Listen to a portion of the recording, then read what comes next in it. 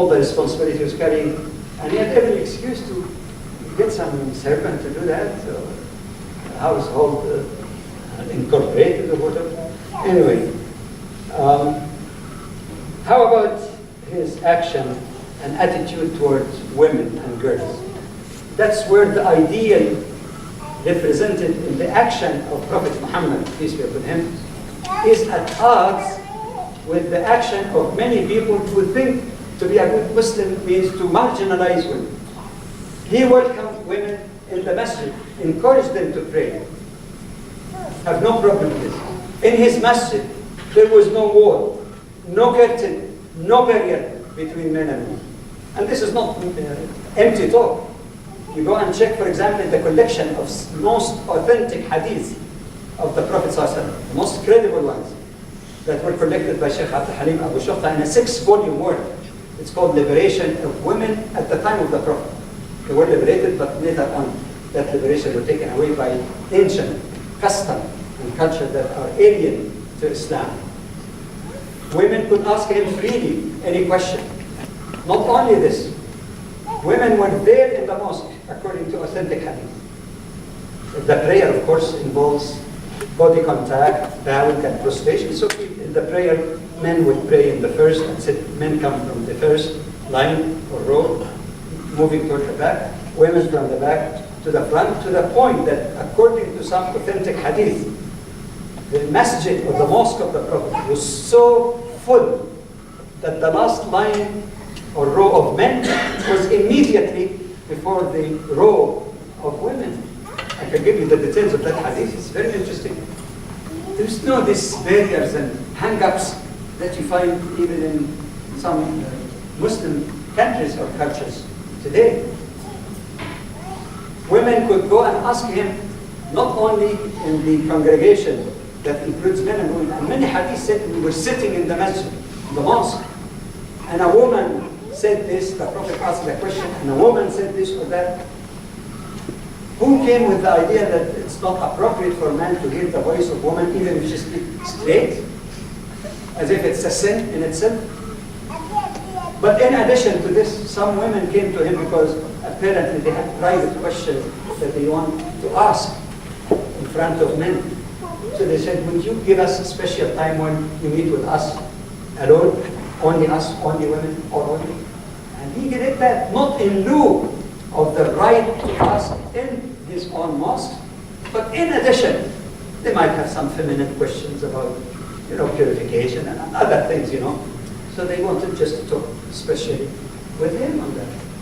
And I could go on and on about his attitude towards them, when actually he said, the best of you, the best believers, are those who are the best in their moral character. And among those, the best are those who are best to the family, meaning to the wives. So he made faith, the proof of true faith and commitment to faith, contingent on how the person is treating his wife. Okay? In fact, when he heard that some men are abusing physically their wives, he said, these are not the best of you. That is the example to follow, not to get distorted interpretation of one particular text. This is the example of it. He never, as was reported, beat a wife or child or a man, even except of course in the case of defense in the battlefield. So you can go on and on. Actually, he said, إِنَّمَا النِّسَاءُ شَقَائِقُ الرِّجَالِ. He said, women are like the split half of men.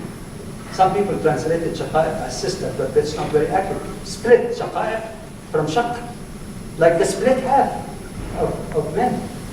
He spoke about the complementarity, not superiority. Complementarity of the roles of men and women.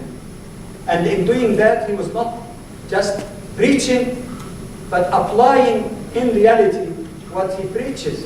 Because that's what the Quran says. In Surah 49, in Ayah 13, it's very clear. إِنَّ أَكْرَمَكُمْ عِنْدَ اللَّهِ أَتْقَاكُمْ. The best of you in the sight of Allah are those who are the most righteous amongst you, not the male or female.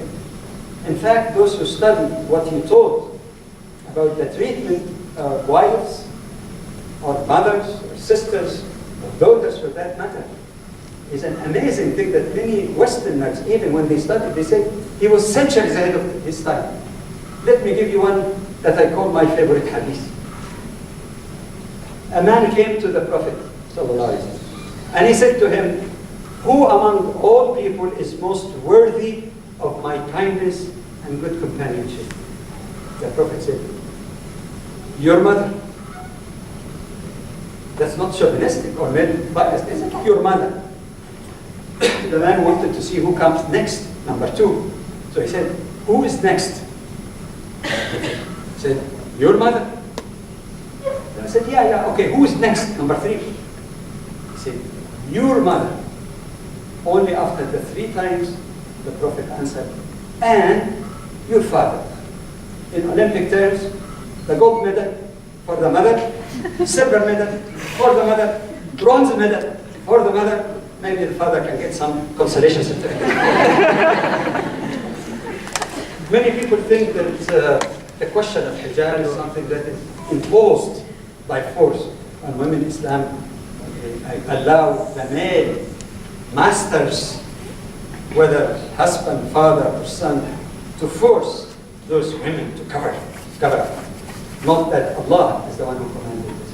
But you know what is amazing here is the condescending attitude that when you see, for example, a sister, a Catholic sister, okay, in her habit, mashallah, this is a sign of purity.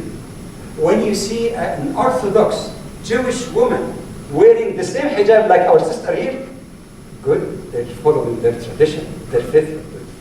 When you see a Mother Teresa with her cup, she's a Khadija, she's a saint.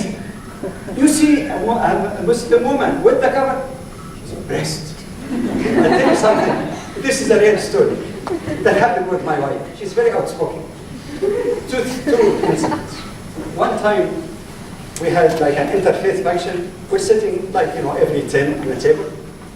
And we had some non-Muslim friends sitting with us. And there comes a little old lady, looks at my wife, because of her head cover, like our sister. And maybe she's looking with pity.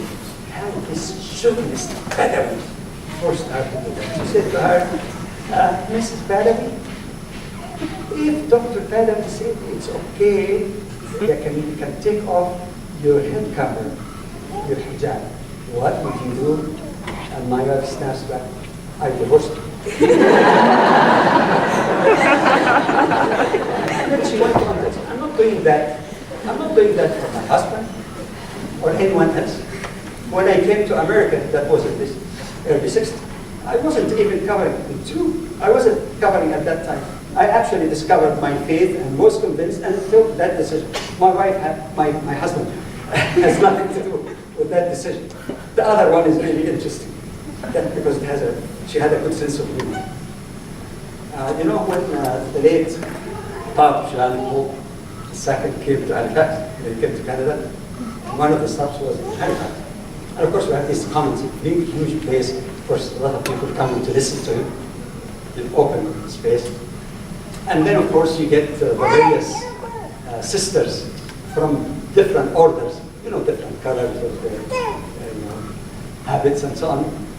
And my wife was passing by, so a man looks at her cover, and he thought that it might be one of those sisters, but he wasn't sure. So he goes to her and says to my wife, sister, which order of nuns do you belong to? And my wife says, none. Anyway, so you look at the gentleness. The Prophet didn't send people in the streets, morality police, to arrest people and force women to cover. He worked on their heart, not on their cover heads or the garments that they wear. He worked on their heart for 13 years. Never raised that issue. No law even came to require it. But once they believed in Allah, they had a good vision of a righteous and pure society. When the verses in the Quran came about proper covering, they immediately did that without any fuss. He didn't need any morality police. Intimidation doesn't work, even intimidation to do the good